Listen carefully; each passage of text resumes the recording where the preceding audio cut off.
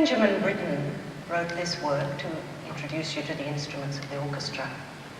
Probably you know all that already. So let's have some fun.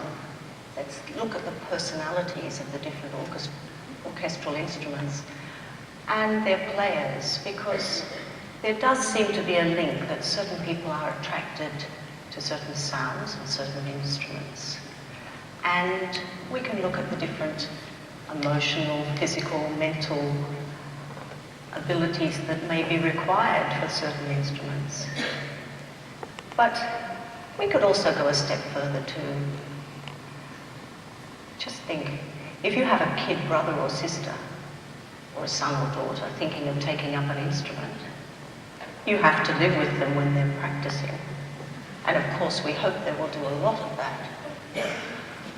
If you're in the next door, next room to that person, think it takes a long time to tune the strings, to tame their tuning. Or think again, what if they wanted to take up percussion? There's an awful lot of equipment with which to batter you.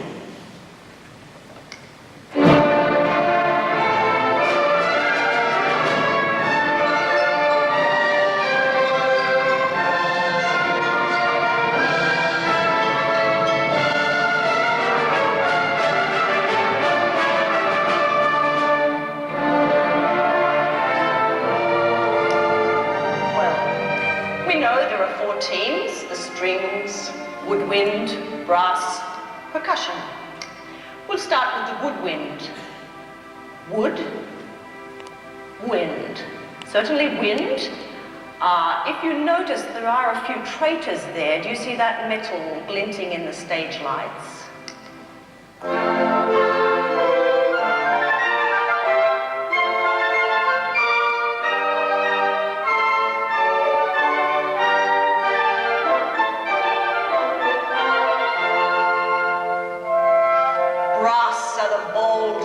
Extroverts, guaranteed to make the neighbours terse or curse. They derive from hunting horns. Well, I often think that they sound more like the hunted, but then wouldn't you roar if you had all that hot air passed at speed through you, through your curved metal around your tummy? If people blew raspberries into you, and not to mention spit.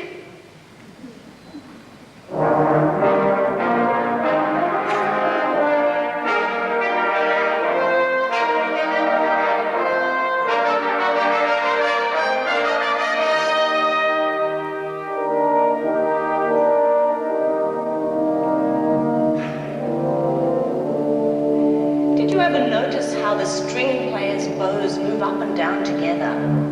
Well, we hope you did, because what do you think takes up the most time in rehearsals?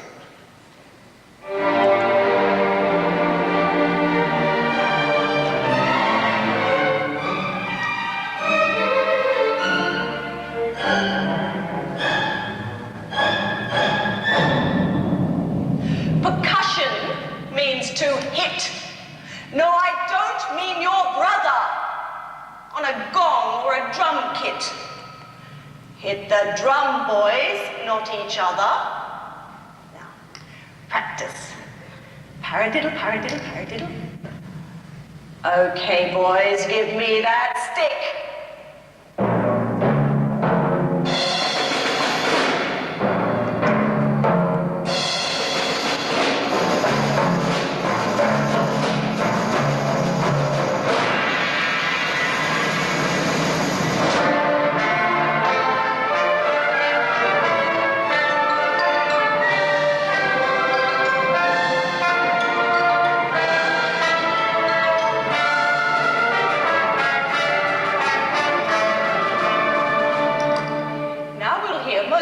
Instruments in turn playing their solos, and we'll start at the top of the tree with the highest instruments, the ones that use up so many more ledger lines than other people.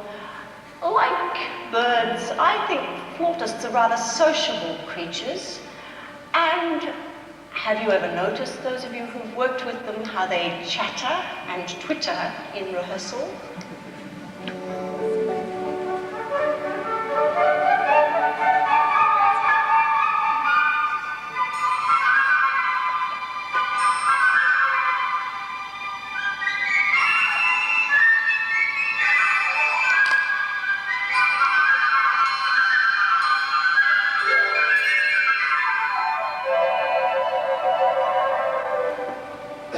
Clarinets are agile instruments.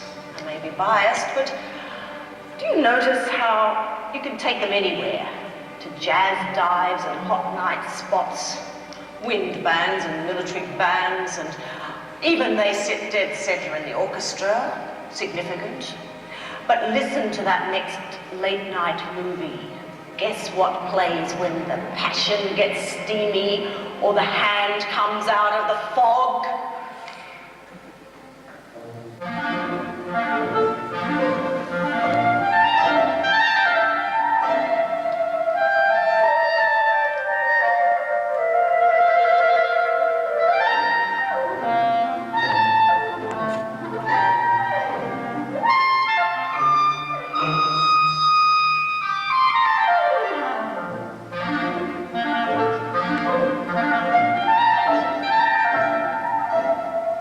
The deep bassoon is often called the orchestra's buffoon. And it's no wonder, perhaps, when you consider their sense of humor. I've known a lot of bassoonists who are tall and thin like their instruments.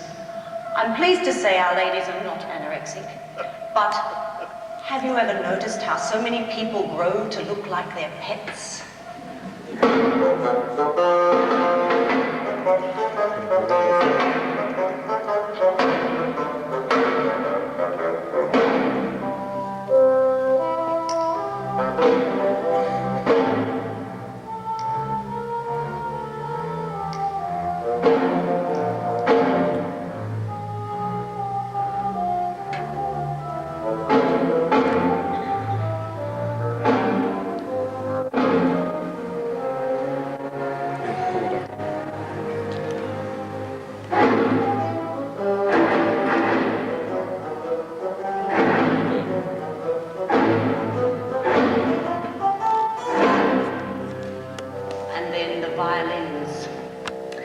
Amazing, isn't it, how such expressive sounds can come from scraping sticky horsehair over steel or catgut.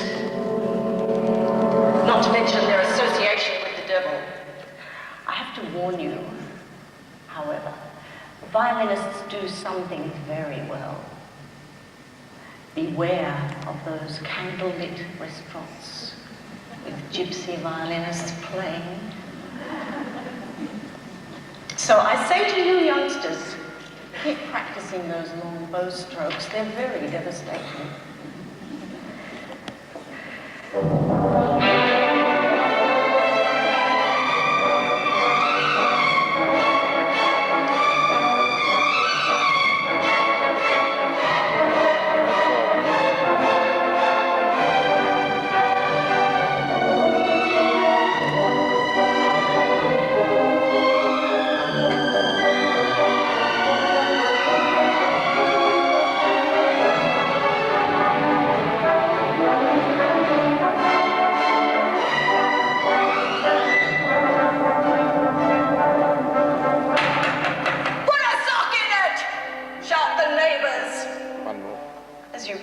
Your trumpet so loud and bright at midnight. Well, I ask you, if they did this to you, in all fairness, what would you do? Simple. Get out the loudest drums.